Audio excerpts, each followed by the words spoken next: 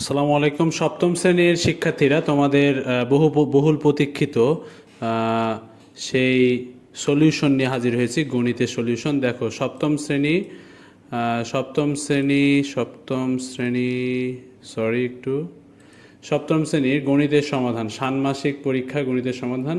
তোমাদের প্রথম যে কাজটা ছিল সেটাকে তোমাদের বলা হয়েছিল যে দিন কি বলে 30 দিনে তোমাদের সঞ্চয় তালিকাটা তৈরি করতে। তো দেখো, প্রথম দিন 3 টাকা আমরা ধরেছি এবং দ্বিতীয় দিন 3 3 করে বাড়বে, এক কথায়। হ্যাঁ, 3 3 করে বাড়বে। 3 টাকা, 9 টাকা, 27 টাকা, এরপরে দেখো 81। এটা কীভাবে হচ্ছে আমি একটু বুঝিয়ে দিই। যেমন 3-এর সাথে 3 গুণ, অর্থাৎ 3 1 3 স্কোয়ার 9 টাকা, 3 কিউব 27 টাকা। বা 3-এর উপরে ধরো যদি আমরা 3-এর উপরে যদি 4 দিই তাহলে হয়ে যাবে 81 টাকা। ঠিক আছে, এইভাবে। তারপর 81 সাথে 3 গুণ করলে 243, 729, 2187। তারপরে অষ্টম দিনে হয়ে যাবে 6561 টাকা। তারপরে 19,683 টাকা। এইভাবে করে বাড়তে দেখো। তোমরা ভালো করে একটু ভিডিওটি পজ করে করে দেখবে, তাহলে সব অ্যান্সারগুলো ভালোভাবে লিখতে পারবে। তারপরে 19,683 টাকা, 59,000 তোমার জিরো, অর্থাৎ 59,049 টাকা। এরপরে 1,77,147 টাকা। এবার 53,000 বা 5,31,441 টাকা। এরপরে 15,94,323 টাকা।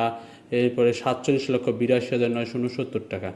এভাবে করে 15তম দিনে, 16তম দিনে, 17তম দিনে, এভাবে করে দেখো 18তম দিন, 19তম দিন, 20তম দিন সব দেওয়া আছে। কিন্তু খালি 21তম দিন থেকে একটু খেয়াল করবা কেন এরকম হলো।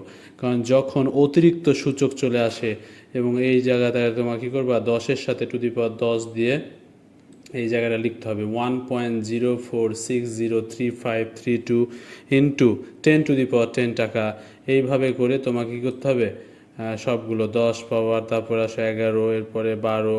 ঠিক আছে, 11-এর পরে 12, 12 আবার 2 বার, তারপর 13, তারপর 13 এবং 14।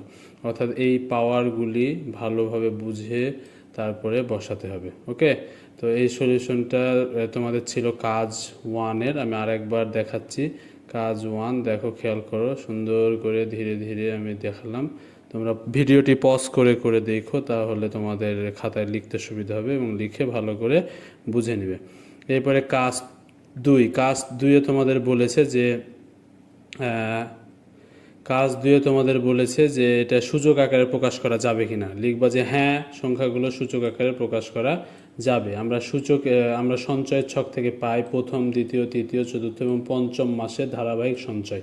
প্রথম দিনের সঞ্চয় ছিল তোমার হলো 3, তারপর 9, তারপর 27, তারপর 81, তারপর 243। তো এগুলোকে যদি আমরা সূচক করি, যেমন 3কে সূচক করলে হবে 3-এর উপরে 1, তারপর 9কে 3 স্কোয়ার, তারপরে 27কে কী হবে দেখো 3 কিউব। এরপরে 81কে যদি আমি প্রকাশ করো তাহলে হবে 3^4, 243, 3^5। কিন্তু এভাবে আনলিমিটেড যে চলবে, এটাকে 3n দ্বারা প্রকাশ করা যাবে, অর্থাৎ এটা কোনো এর জায়গায় যে কোনো মান বসতে পারে। তাই ওপরের বর্ণনা থেকে বলা যায় যে সঞ্চয়ের ছক থেকে পাওয়া সংখ্যাসমূহ সূচকের মাধ্যমে প্রকাশ করা সম্ভব।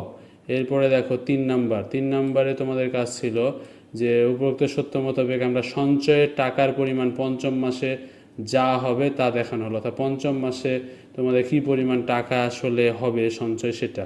তো প্রথম মাসে সঞ্চয় 3 টাকা, দ্বিতীয় মাসে হলো তোমার 9 টাকা, তৃতীয় মাসে 3 নং 27 টাকা, চতুর্থ মাসে যে 3 3 করে বাড়বে 81 টাকা এবং পঞ্চম মাসে দাঁড়াবে 243 টাকা। তাহলে আমরা কি বলতে পারি, আমাদের পঞ্চম মাসে আমাদের সঞ্চয় দাঁড়াবে হলো 243 টাকা। তো তোমাদের কাছে আমার যেটা রিকোয়েস্ট থাকবে, তোমরা আমাদের চ্যানেলটা অবশ্যই সাবস্ক্রাইব করে দিবে এবং এর পরবর্তী ভিডিওটি, অর্থাৎ এর পরবর্তী পার্টের ভিডিওটি পাওয়ার জন্য অবশ্যই আমাদের সাথে থাকো। কিছুক্ষণ পরেই তোমাদের পরবর্তী ভিডিওটি আমরা আপলোড দিচ্ছি। ধন্যবাদ সবাইকে। আল্লাহ হাফেজ।